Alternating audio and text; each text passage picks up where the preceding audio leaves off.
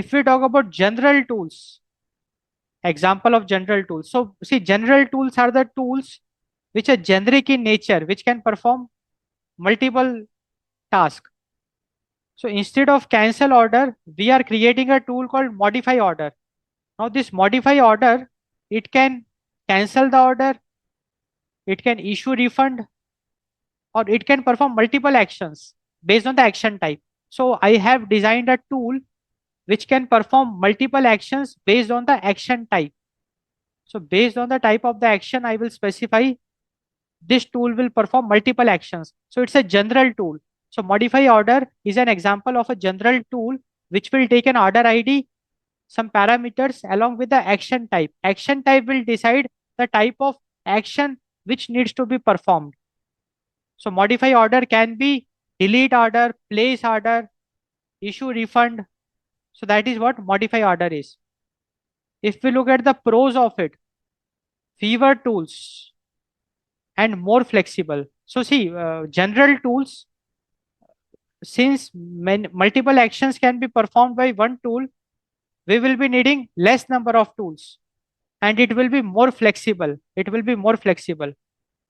But if we talk about the cons of it, the disadvantages, higher ambiguity, higher ambiguity, increased misuse risk, higher ambiguity, increased misuse risk, harder validation, and more complex error handling.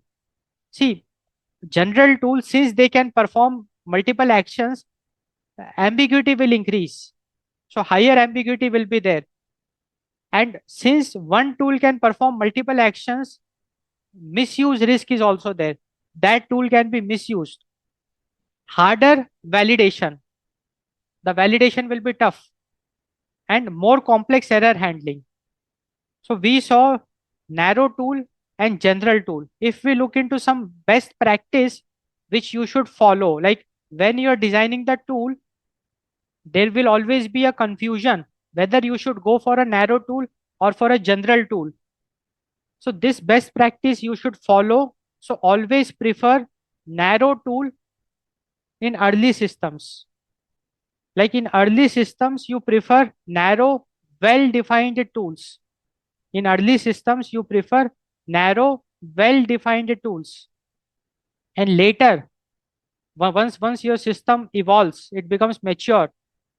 So complexity increases exponentially with overly general tools.